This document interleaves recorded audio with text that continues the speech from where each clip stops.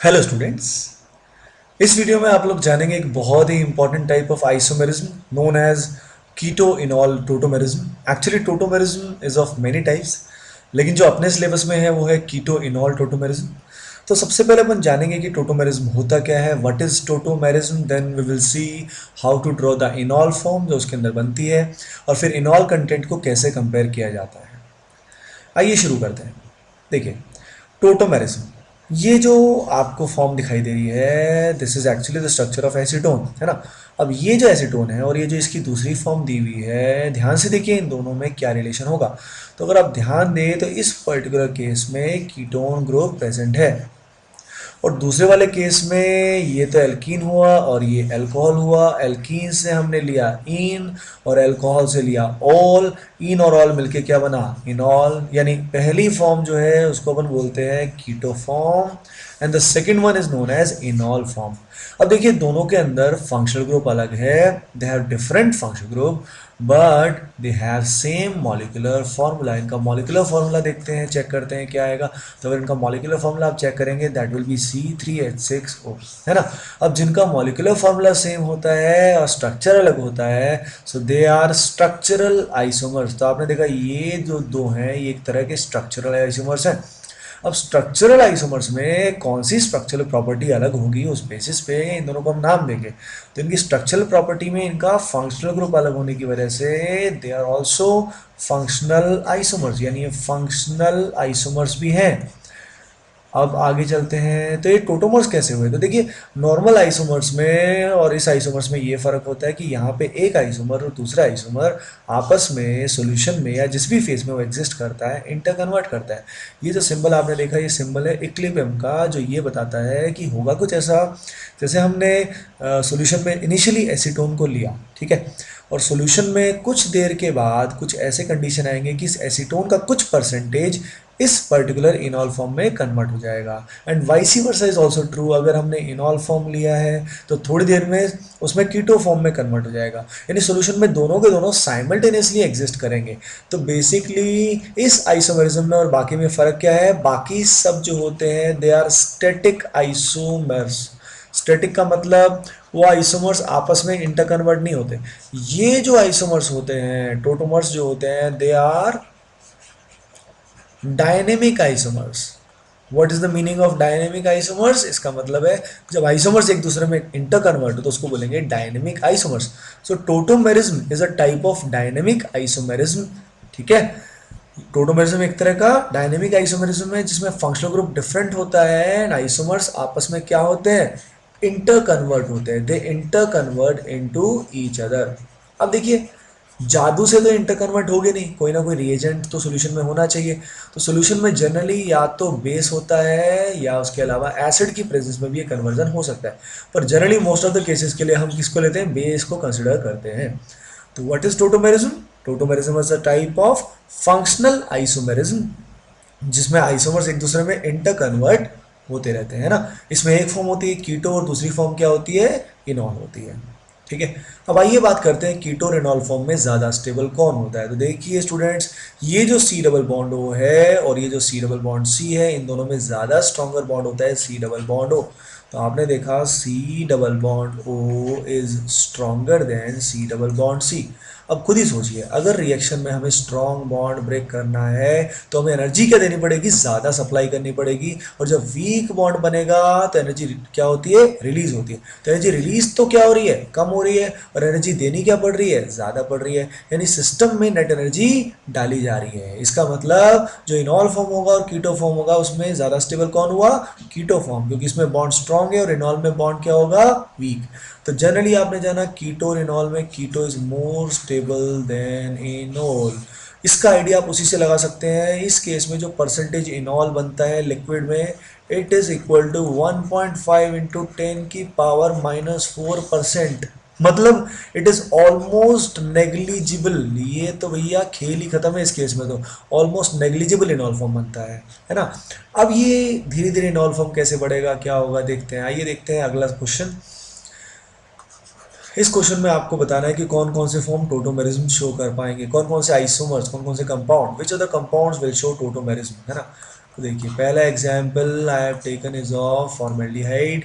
अगला एग्जाम्पल मैंने लिया है कुछ किसका लिया है, let us take example of this particular form. अगला एग्जाम्पल मैंने लिया है किसका, let us take the example of benzaldehyde. Benzene पे CHO है। आप साथ साथ क्वेश्चंस को सोचते रहिए कि किसमें टोटोमेरिज्म शो होगा किसमें नहीं होगा। This is the next example. अगला एग्जाम्पल कुछ ऐसा लेते हैं, उससे अगले एग्जाम्पल में कुछ let us take something like this, ठीक है। और उससे अगला एग्जाम्पल कौन सा लें, उससे अगला एग्जाम्पल लेते हैं कुछ ऐसा। आइए देखते हैं टोटोमेरिज्म शो करने का कंडीशन क्या होता है। देखिए टोटोमेरिज्म शो करने के लिए या तो कीटो फॉर्म होनी चाहिए या इनॉल होनी चाहिए। कीटो का मतलब ये नहीं है कि एल्डिहाइड नहीं हो सकता, there can be aldehyde as well. और अब देखिए इस एल्डिहाइड में यहाँ पे H है, यहाँ पे H है, जो कार्बन है उसके पास अल्फा हाइड्रोजन अवेलेबल नहीं है। सो मैंने क्या बोला, अल्फा हाइड्रोजन, यानी टोटोमेरिज्म शो करने के लिए at least one alpha hydrogen is must. अब ऐसा क्यों है ये आपको थोड़ी देर में पता लगेगा। अगले केस में देखिए ये पर्टिकुलर इनॉल फॉर्म है, तो आपको कई बार हो सकता है कीटो की बजाय इनॉल फॉर्म दे, तो टोटोमेरिज्म के दौरान वो कीटो में कन्वर्ट होगा, तो ऑफकोर्स ये टोटोमेरिज्म शो करेगा because this given form is इनॉल। आइए देखते हैं अगले केस में। अगले केस में वी हैव CHO और यहाँ पे इसको इसमें कन्वर्ट होने के लिए इस पोजीशन पे H अवेलेबल होना चाहिए, पर यहाँ कोई H अवेलेबल ना होने की वजह से ये टोटोमेरिज्म शो नहीं करेगा। फॉर्मेल्डिहाइड ने शो नहीं किया, अगले ने शो किया, इसने शो नहीं किया। अगले केस में देखिए CO के रिस्पेक्ट में अल्फा हाइड्रोजन राइट में भी अवेलेबल है, लेफ्ट में भी अवेलेबल है, तो ये टोटोमेरिज्म शो करेगा, इट विल शो टोटोमेरिज्म। आइए देखते हैं अगला केस। अगले केस में लेफ्ट वाले केस में लेफ्ट वाले कार्बन पे कोई अल्फा H नहीं है, पर राइट वाले पे H अवेलेबल है। कितने H अवेलेबल है, दो, किसी भी तरफ हो कम से कम एक H होना चाहिए, तो इट विल शो टोटोमेरिज्म। अगले केस में देखिए ना तो यहाँ पे ना ही यहाँ पे, दोनों में किसी भी पॉइंट पे अल्फा H अवेलेबल नहीं होने के कारण they will not be able to show tautomerism. अब इसमें देखिए इस केस में यहाँ पे H है, पर इस H को हम अल्फा नहीं बोलेंगे क्योंकि H किस कार्बन से जुड़ा हुआ है, ये sp2 हाइब्रिडाइज कार्बन से जुड़ा है और यहाँ पे बेंजीन इस पाई बॉन्ड्स में रेजोनेंस हो रहा है, तो इस पूरे सिस्टम के हिसाब से कोई अल्फा H यहाँ पे प्रेजेंट नहीं है ना, तो ये भी टोटोमेरिज्म शो नहीं करेगा। This is a very important example.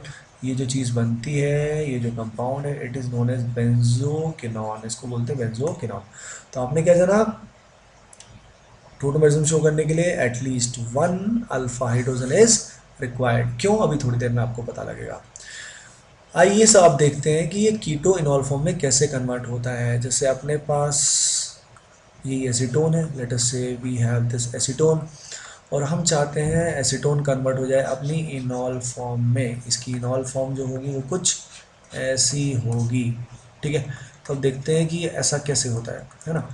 तो एज्यूम करते हैं कि यहाँ पे हमने बेस लिया है ना, तो हम बेस की प्रेजेंस में टोटोमेरिज्म का मैकेनिज्म जानेंगे। सो ये जो मैकेनिज्म होता है इसको बोलते हैं बेस कैटेलाइज्ड टोटोमेरिज्म। क्यों जी, क्योंकि बेस इसमें कैटलिस्ट की तरह काम करता है, ये रेट ऑफ रिएक्शन को बढ़ाता है।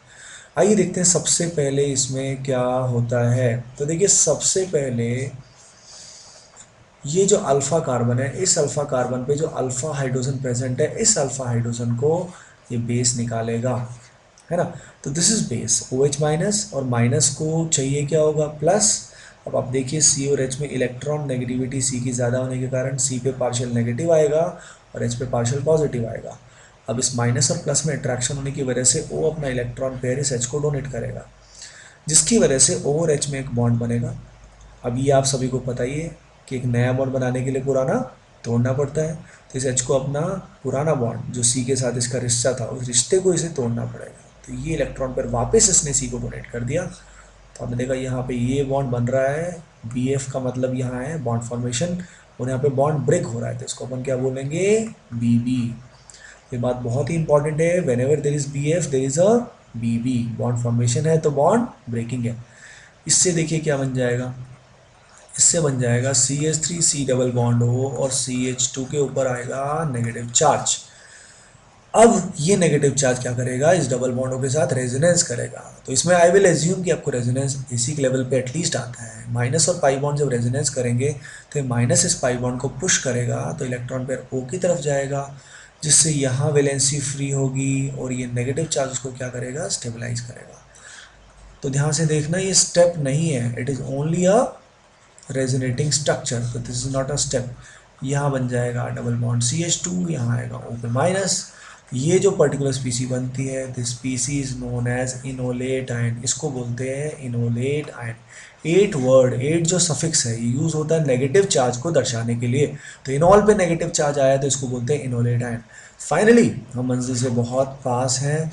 यहाँ O माइनस को सॉल्यूशन में जो वाटर प्रेजेंट होगा उसकी प्रेजेंस में ये O माइनस जो होगा ये इस H को इलेक्ट्रॉन डोनेट करेगा, जिससे OH के बीच में बॉन्ड बनेगा। और अभी मैंने बताया था कि एक नया बॉन्ड बनाना है तो ये पुराना बॉन्ड तोड़ना पड़ेगा। अब इस प्रोसेस के बाद अपना आंसर आ जाएगा। इस पाई बॉन्ड को यहाँ दिखाइए या यहाँ दिखाइए, it will not make much of a difference. और एक बात को और ध्यान दीजिए कि यहाँ पे जो OH नेगेटिव है वो दोबारा से रीजनरेट हो गया है। तो कैटलिस्ट की ये प्रॉपर्टी होती है कि वो रिएक्शन में कंज्यूम नहीं होता है, वो रीजनरेट होता है। तो OH माइनस रीजनरेट हो गया, है ना। तो दिस इज द मैकेनिज्म। सबसे पहले अल्फा एच निकला, नेगेटिव चार्ज आया, रेजोनेंस होके इनोलेट आयन बना और फाइनली इसको पानी से क्या मिल गया, H प्लस मिल गया। आइए अब इनॉल फॉर्म ड्रॉ करते हैं। Let us draw enol form of the following keto forms. आपको कीटो दिया होगा, आपको इनॉल को बनाना पड़ेगा। तो देखिए सबसे पहले लेट अस से अपन ने ऐसा कुछ लिया। अब इस केस में अगर अपने को इनॉल बनाना है तो आप खुद ही सोचिए अल्फा हाइड्रोजन कहाँ कहाँ से निकल सकता है। अल्फा हाइड्रोजन यहाँ से भी निकल सकता है, अल्फा हाइड्रोजन यहाँ से भी निकल सकता है। अगर अल्फा हाइड्रोजन हमने यहाँ से निकाला तो ऐसे केस में हम क्या करेंगे, इस तरफ पाई बॉन्ड बनाएंगे और CO बॉन्ड को ब्रेक करके O को क्या देंगे, H देंगे।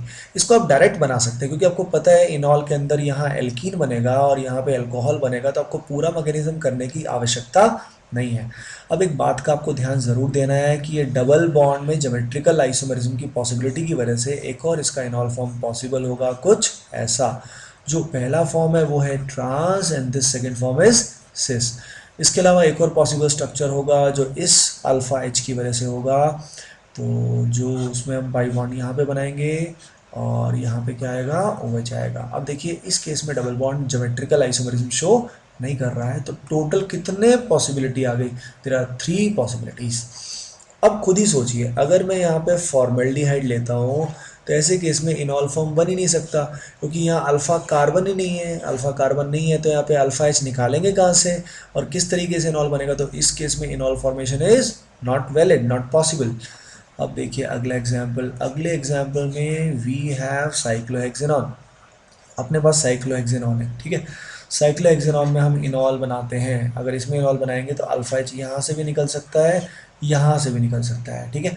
दोनों ही पोजीशन आइडेंटिकल है, तो किसी भी एक पोजीशन को लेके आप आंसर कर दीजिए। तो आप उस पोजीशन पे क्या बनाएंगे, अल्फा पोजीशन और इस कार्बन के बीच में आप पाई बॉन्ड बनाएंगे और पाई बॉन्ड ओ का तोड़ के वहाँ लगाएंगे OH, है ना। इस केस में अपन थोड़ा परसेंटेज इनॉल की बात करें तो इनॉल इस केस में 1.2% बनता है। अब इस केस में इनॉल कंटेंट, इनॉल का परसेंटेज पहले से क्यों बढ़ गया ये आपको सोचना है। देखो इस केस में भी नुकसान हो रहा है, स्ट्रॉन्ग बॉन्ड टूट के वीक बॉन्ड बन रहा है, पर सवाल ये है कि एसीटोन के कंपैरेटिवली यहाँ पे ऐसा क्या हुआ, है ना। यहाँ पे परसेंटेज क्यों बेटर हुआ, तो देखिए उसकी वजह यहाँ कुछ और होती है। उसकी वजह यहाँ पे होती है साइक्लिक स्ट्रक्चर होना। जो भी साइक्लिक स्ट्रक्चर आते हैं उनमें इनॉल परसेंटेज थोड़ा सा बढ़ जाता है क्योंकि पाई बॉन्ड के क्रॉस रोटेशन होना पॉसिबल नहीं होता है। तो ऐसे केस में रोटेशन पहले भी नहीं था, रोटेशन बाद में भी नहीं है, तो नुकसान उतना नहीं होता है, तो परसेंटेज उसके रिलेटिव थोड़ा सा ज़्यादा होगा। आइए अगला एग्जाम्पल लेते हैं। इस अगले एग्जाम्पल, ये अगला एग्जाम्पल बहुत इंपॉर्टेंट है। ये जो अगला एग्जाम्पल है इसको बोलते हैं, इस पर्टिकुलर कंपाउंड को बोलते हैं एसिटाइल एसीटोन। एसीटोन जो होता है ये एसीटोन होता है, दिस इज एसीटोन। इस एसीटोन की इस पोजीशन पे हमने अगर ई ग्रुप लगा दिया एसिटाइल ग्रुप तो इसको बोलते हैं एसिटाइल एसीटोन। इस केस में सबसे पहले आइए जानते हैं इसका इनॉल फॉर्म कैसे बनाते हैं। तो देखिए इस केस में अल्फा एच प्रेजेंट यहाँ भी है, यहाँ भी है, यहाँ भी है। आई होप आपको ये बात क्लियर होनी चाहिए कि ये जो अल्फा हाइड्रोजन है ये सबसे ज़्यादा एसिडिक है, मतलब यहाँ से एच निकालना सबसे आसान ही होगा, है ना, सबसे आसान होगा। तो खुद ही सोचिए बेस जो होगा सबसे पहले यहाँ से अल्फा एच निकालेगा, अगर बीच से अल्फा एच प्लस निकलेगा तो एच प्लस निकलने के बाद गर्ल्स एंड बॉयज़ यहाँ पे चार्ज क्या आएगा, नेगेटिव। अब ये नेगेटिव किसी भी एक तरफ रेजोनेंस कर सकता है। आइए लेट अस अज्यूम इसने यहाँ रेजोनेंस किया, यहाँ बॉन्ड बन के ये पाई बॉन्ड टूट गया। इससे जो इनोलेट आयन बना वो इनोलेट आयन कैसा कुछ बना, वो इनोलेट आयन कुछ ऐसा बन गया। ठीक है, अब इस O माइनस को फाइनली क्या मिलेगा, H। इस O माइनस को जब H मिलेगा तो ये कुछ ऐसा बनेगा, ये इसकी इनॉल फॉर्म है। तो एसिटाइल एसीटोन की इनॉल फॉर्म कुछ ऐसी होगी। अब आप ये जान के बहुत एकदम से सरप्राइज होंगे कि यहाँ पे इनॉल का परसेंटेज ड्रास्टिकली बढ़ जाता है, विच इज 76.4%, यानी इनॉल फॉर्म डोमिनेट कर जाता है। अब उसकी दो वजह बताई जाती हैं। परसेंटेज इनॉल दो बातों पे डिपेंड करता है, वो आप ध्यान रखिए। परसेंटेज इनॉल ज़्यादा तब होगा जब acidic strength of alpha H ज़्यादा होगी। If acidic strength of alpha H is more, which means ऐसे केस में इनॉल ज़्यादा बनेगा, आसानी से बनेगा। तो इस केस में आपने देखा अल्फा एच जो है वो एसिडिक है, क्योंकि नेगेटिव चार्ज जो है वो दोनों तरफ रेजोनेंस करके क्या होगा, स्टेबलाइज होगा। तो this alpha H is very acidic in nature. एक तो वजह ये हुई। दूसरी वजह जो है वो क्या है, स्टेबिलिटी ऑफ इनॉल, है ना। स्टेबिलिटी ऑफ इनॉल भी यहाँ पे बढ़ रही है, क्योंकि इस केस में अगर आप ध्यान दें तो इस O के पार्शियल नेगेटिव में और इस H के पार्शियल पॉजिटिव के बीच में अच्छी खासी अट्रैक्शन होगी। इस अट्रैक्शन को क्या बोलते हैं girls and boys, H bonding. तो इंट्रामोलिकुलर H बॉन्डिंग की वजह से यहाँ स्टेबिलिटी सिग्निफिकेंटली बढ़ जाएगी, जिस कारण यहाँ परसेंटेज ज़्यादा आएगा। तो यहाँ परसेंटेज हो गया 76.4%। आइए देखते हैं एक और एग्जाम्पल जिससे आपको और क्लैरिटी आएगी। ये एग्जाम्पल है, this is example of diketo case. यहाँ पे भी अपन ने ऐसा कुछ बनाया। अब ऐसा कुछ पाया गया है कि पहले केस में इनॉल का परसेंटेज ऑलमोस्ट नेग्लिजिबल होता है, लेकिन दूसरे केस में इनॉल का परसेंटेज बहुत ज़्यादा, यानी अप्रॉक्सीमेटली 100% होता है। तो आइए बनाते हैं इसका इनॉल फॉर्म। अगर इसका इनॉल फॉर्म हम बनाएंगे तो ऐसे केस में अल्फा एच आप किसी भी तरफ से निकाल सकते हैं। लेटेस्ट से मैंने यहाँ से अल्फा एच निकाला, तो ऐसे केस में क्या होगा, कुछ ऐसा फॉर्म बनेगा। ठीक है, ऐसा फॉर्म बनेगा। अब आपने देखा इस पर्टिकुलर केस में एच बॉन्डिंग पॉसिबल नहीं हो पा रही है, ठीक है। लेकिन अगले केस में देखिए, ये जो सी डबल बॉन्ड हुए हैं दोनों के दोनों, ये सेम साइड यानी एक तरह से सिस कॉन्फ़िगरेशन में लॉक है ना। तो ऐसे केस में अगर आप इनॉल फॉर्म बनाएंगे यहाँ से या यहाँ से, तो देखिए क्या होगा, let us C.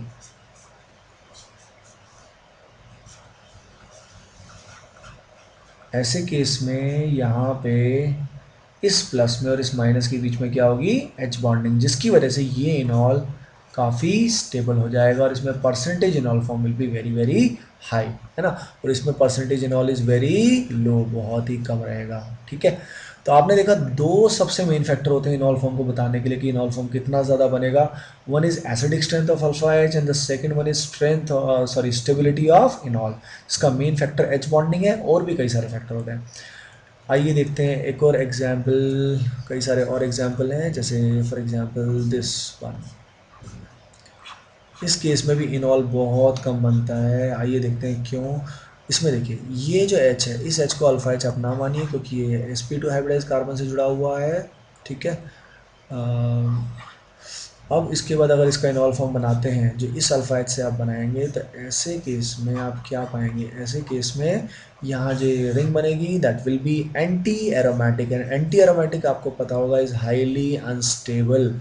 Why it is anti aromatic, इस रिंग के अंदर कितने पाई इलेक्ट्रॉन रेजोनेंस कर रहे हैं, 4 pi electrons are undergoing resonance, यानी दो पेयर, यानी even pair of electrons are undergoing resonance in the loop itself, hence it is anti aromatic and highly unstable. तो इसको बनाना कोई चाहेगा क्यों, there is no reason for that. ठीक है, आइए देखते हैं अगला केस। अगला क्वेश्चन जो है, let us take that a little different one. इस एग्जांपल में हमने कुछ ऐसा लिया, है ना।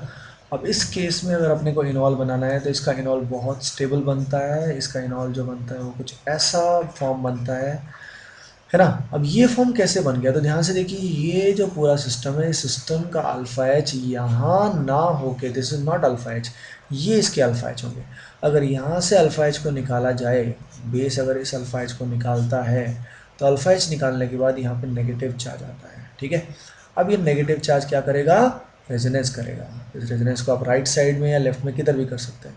रेजोनेंस किया तो यहाँ बॉन्ड बनेगा, यहाँ टूटेगा, यहाँ बनेगा और यहाँ पे टूटेगा। इस प्रोसेस में गर्ल्स एंड बॉयज कुछ ऐसा फॉर्म बन जाएगा और फाइनली इस नेगेटिव चार्ज को क्या मिल जाएगा सॉल्यूशन से, पानी से क्या मिल जाएगा, इसको H प्लस मिल जाएगा and what we get is phenol. Phenol is aromatic, hence the percentage enol is very very high. तो girls and boys let us revise what we learn so far. हमने देखा टोटोमेरिज्म जो होता है it is a type of dynamic isomerism जिसमें keto form इनॉल में क्या होता है, इंटर कन्वर्ट होता रहता है. Generally इनॉल form is very less क्योंकि इनॉल फॉर्म में बॉन्ड वीक बनता है, पर देर आर फ्यू केसेस जिसमें इनॉल फॉर्म क्या बनता है, ज़्यादा बन जाता है. हमने देखा कम से कम एक अल्फा हाइड्रोजन चाहिए होता है यहाँ पे ताकि इनॉल फॉर्म को बनाया जा सके. उसके बाद हमने मैकेनिज्म देखा which is base catalyse tautomerism. फिर हमने देखा इनॉल फॉर्म को बनाया कैसे जाता है, उसका परसेंटेज कैसे कंपेयर किया जाता है और परसेंटेज उसका बढ़ता जाएगा जैसे जैसे अल्फा एच की एसिडिक स्ट्रेंथ बढ़ती जाएगी, जैसे जैसे स्टेबिलिटी ऑफ इनॉल एच बॉन्डिंग से या एरोमेटिसिटी से बढ़ता जाएगा. तो आपने देखा जहाँ पे स्टेबिलिटी इनॉल की ज़्यादा है वहीं पे उसका परसेंटेज भी ज़्यादा है. Okay guys, thanks for watching. Please like, do share and subscribe.